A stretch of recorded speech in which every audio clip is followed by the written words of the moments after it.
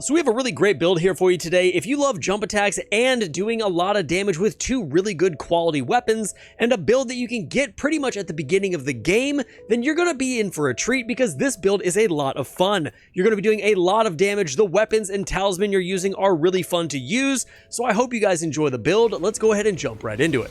So since we've been doing quality builds recently, I wanted to see if I could get a great jump attack quality build done with two of the best quality weapons in the entire game. For those of you guys who don't know, quality weapons are those weapons that are going to scale best with strength and dexterity. Now, considering both of these weapons scale incredibly well with both of those stats, this is going to be a very hard-hitting build, and with the jump attack damage, you're just going to be melting through everybody. But today, we are going to be putting together a build with the Banished Knight's Greatsword and the Sword of Milos.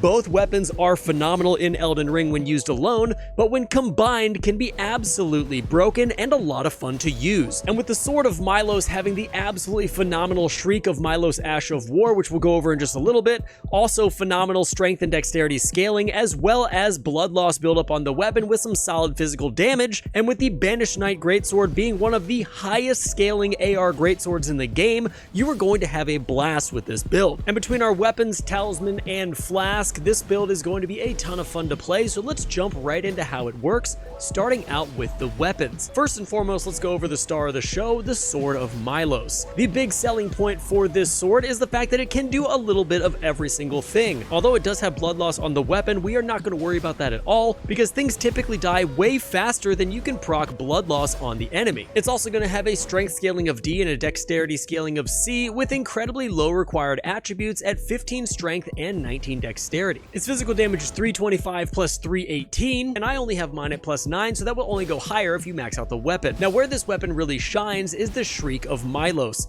It is a absolutely phenomenal Ash of War that is going to buff you with so many different things. First and foremost, it's going to apply a 15% debuff to all damage resistance to your enemies, so you're going to be doing more damage to your enemies. It's also going to give you a buff of 7.5% physical damage, and it's also going to give you plus 5 strength. This is going to be boosted by the Roar Medallion, which we also are going to be putting on, which we'll go over in a separate part of the video. One thing to note about the Shriek of Milos, that once it's activated, it's going to change your heavy R2, so you can actually have a really cool combination if you decide to put the Banished Knight Greatsword on your back and solo wield the Sword of Milos. I would say the only bad thing about this weapon is even though it has very low requirements to wield it, you're not going to get it until the mid or end game, so until you get this weapon, you can replace it with any other greatsword you want. And speaking of other greatswords in the game, we have paired the Sword of Milos with the Banished Knight's Greatsword. I have a quality Ash of War on this weapon, providing fantastic strength and dexterity scaling with B in both strength and dex. This is going to require 17 strength and 9 dexterity to use, so an incredibly early game weapon that you can get from Banished Knights when you find them in Limgrave and later on in Caelid. Its physical damage is going to be 280 plus 405, providing you with a fantastic amount of physical damage, and when paired with the Sword of Milos, it's just going to hit incredibly hard. This sword actually has the second highest AR of any greatsword in Elden Ring, so it's a really awesome weapon to use, and that's why I chose it for this build. With phenomenal quality scaling, great physical damage, and paired up with the Sword of Milos, this composition of weapons is going to be really awesome for you to use, allowing you to soar through the lands between. Now, when it comes to getting both of these weapons, the Sword of Milos is going to be attained from killing the Dung Eater in his questline, and the Banished Knight's Greatsword, like I said, can be farmed from Banished Knights in Limgrave, as well as the Church of Dragon Communion in Caelid. Now, when it comes to our talismans, all four of these talismans synergize incredibly well, and each one has a purpose within this build to make it hit a little harder or just be better overall. Starting out, we obviously are using jump attacks with this build, so the Claw Talisman is a must. This is going to provide you with an increased 15% damage to your jump attacks, and that's also going to scale with one of our armor pieces, the Raptor's Black Feathers, which in total is going to give you about 25% increased jump attack damage, which is awesome for this build. In talisman slot number 2, we are using Milicent's Prosthesis. This is a great sword build, and when you're not using jump attacks, the dual greatsword moveset is phenomenal, so we're going to be boosting successive attacks and getting a little bit more dexterity with this talisman. You're going to get an 11% increase in your damage, as well as plus 5 dexterity when using Milicent's Prosthesis. Now in talisman slot number 3, because we're using two greatswords, this build is going to be pretty stamina hungry, so we are going to be using the Green Turtle Talisman.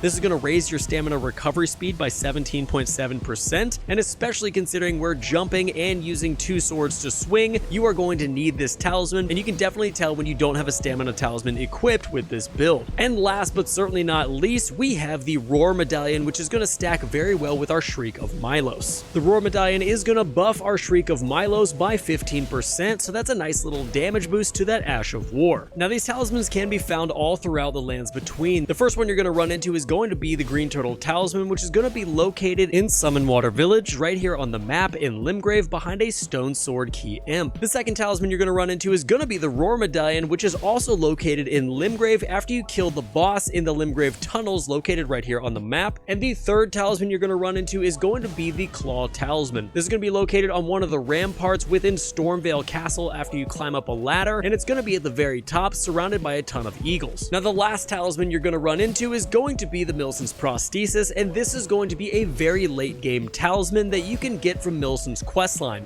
I will leave that video for that questline down in the description below so that you can follow along and snag that talisman. However, if you do want a talisman very similar at the beginning of the game to get this build up and running, grab the Winged Sword Insignia because it's going to do the same thing as Milicent's Prosthesis and Rotten Winged Sword Insignia, but it will give you a lot less damage with your successive attacks than the other two talisman will. The Winged Sword Insignia can be found within Liurnia of the Lakes after you defeat the Cleanrot Knight in Stillwater Cave. And quickly, I just want to thank you guys so much for watching this far into the video. If you're finding value in the content or you're really enjoying the channel, feel free to subscribe and hit the bell notification. It goes a long way for my channel, and it's also free and costs you nothing. So with that being said, thank you once again, and let's jump back into the Flask. Now for your Flask of Wondrous Physic, it could go a couple different ways, so I'm going to share with you what I'm currently using, but if you have a better option down in the comments, leave it there and I will definitely interact with it and let you guys know what I think.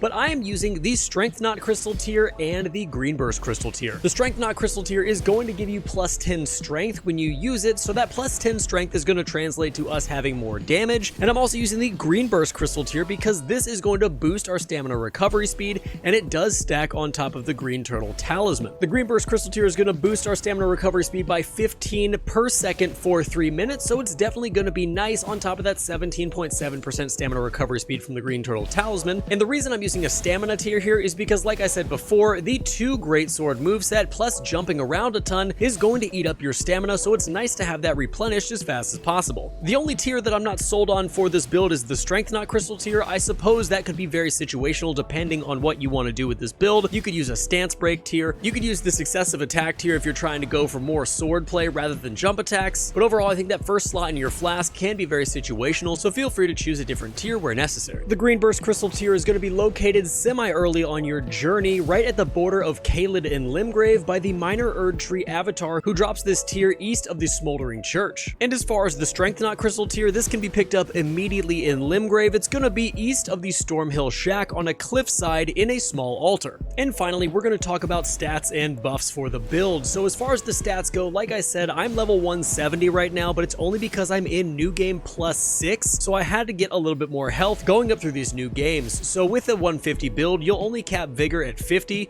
and then you can have 19 Mind, 25 Endurance, your Strength will be probably around 50, your Dexterity will probably be around 50 as well. Intelligence and Arcane you don't need to touch. And if you do have the extra Faith, I have mine sitting at 25.